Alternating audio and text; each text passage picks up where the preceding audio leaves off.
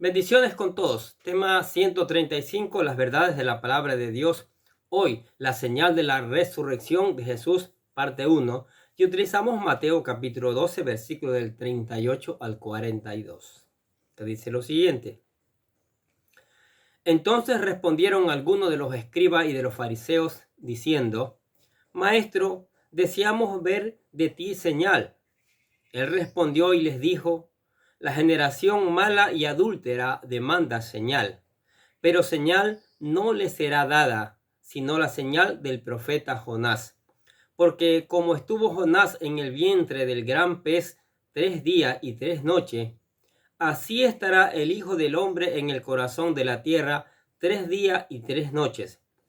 Los hombres de Nínive se levantarán en el juicio contra esta generación y la condenarán, porque ellos se arrepintieron a la predicación de Jonás.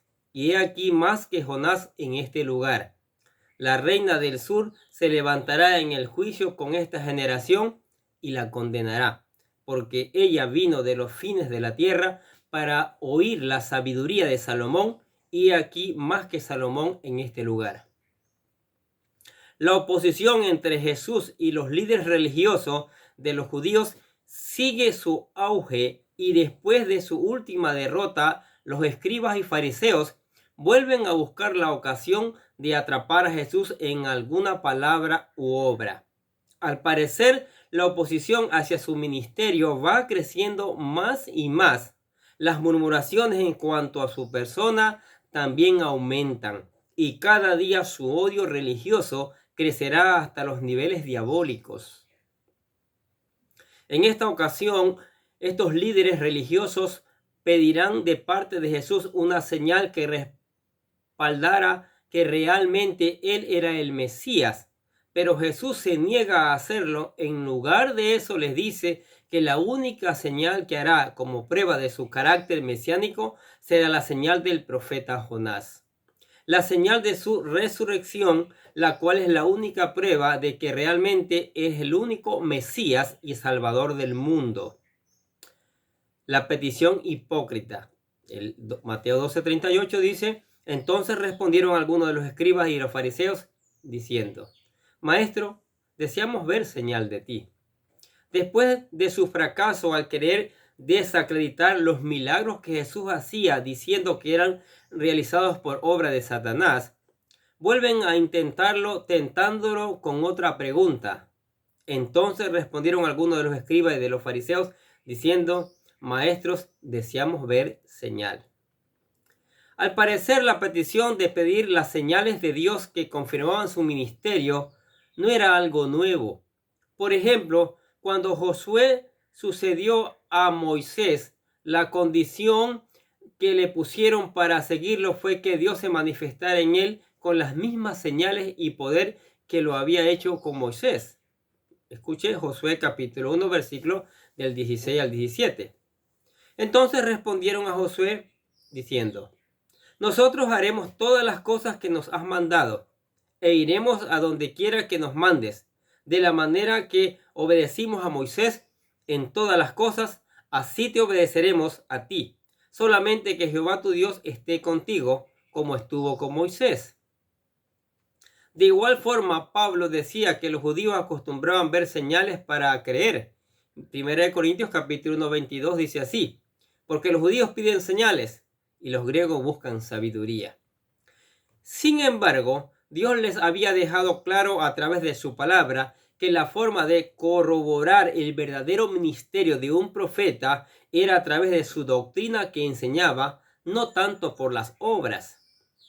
Miren lo que dice Deuteronomio capítulo 13, versículos del 1 al 3. Cuando se levantare en medio de ti profeta o soñador de sueños, y te anunciare señal o prodigios, y si se cumpliere la señal o prodigio que él te anunció, diciendo: Vamos en pos de dioses ajenos que no conociste, y sirvámosles, no darás oído a las palabras de tal profeta, ni al tal soñador de sueños, porque Jehová vuestro Dios os está probando, para saber si amáis a Jehová vuestro Dios con todo vuestro corazón y con toda vuestra alma. El primer parámetro para descubrir si un ministerio es respaldado por Dios es a través de la doctrina que enseña, ya que, aunque puede tener obras y señales que le acompañen, pero si su enseñanza es contraria a la palabra de Dios, el tal es un anatema. No obstante, Jesús evidencia un verdadero enviado de Dios, ya que su doctrina era correcta. Y no solo eso, sino también las señales que lo acompañaban reforzaba todo lo que decía. En contraste, la petición de los fariseos y los escribas era hipócrita. En primer lugar, porque ya Jesús había hecho una serie de milagros y señales que mostraban que realmente él era el Mesías y no había por qué demandar más señales. Por otro lado, su petición era hipócrita porque no estaban interesados en creer en Jesús, ya que lo odiaban. Lo que realmente querían era encontrar una falla, ya que en sus palabras o en sus obras para desacreditarlo. Por estas razones, su petición era hipócrita. Mateo 12:39. Si el corazón es malo, ninguna señal los convertirá. Dice, la generación mala y adúltera demanda señal, pero no les será dada señal. Ante esta petición, Jesús los acusa por sus malas intenciones y se niega a hacer una señal. Jesús llama a estos judíos generación mala y adúltera. El calificativo de generación mala describía su carácter perverso, ya que a pesar de que aparentaban ser hombres religiosos y piadosos, su corazón estaba lleno de maldad a tal punto que buscaban la forma de oponerse a Jesús hasta el punto de que habían planeado matarlo, como dice Mateo 12:14. También era una generación adúltera porque no porque fueran infieles a sus mujeres, sino más bien hace referencia al adulterio espiritual. Durante siglos Dios acusó de adulterio espiritual a toda la nación por fornicar con otros dioses. Escuche lo que dice Jeremías capítulo 3 versículos del 6 al 10. Me dijo Jehová en días del rey Josías: he visto lo que ha hecho la rebelde Israel. Ella va sobre todo monte alto y debajo de todo árbol frondoso, y allí fornica. Y dije, después de hacer todo esto, ¿se volverá a mí? Pero no se volvió, y lo vio su hermana la rebelde Judá. Ella vio que por haber fornicado la rebelde Israel, yo la había despedido y dado carta de repudio. Pero no tuvo temor la rebelde Judá su hermana, sino que también fue ella y fornicó. Y sucedió que por juzgar ella cosa liviana su fornicación, la tierra fue contaminada y adulteró con la piedra y con el leño.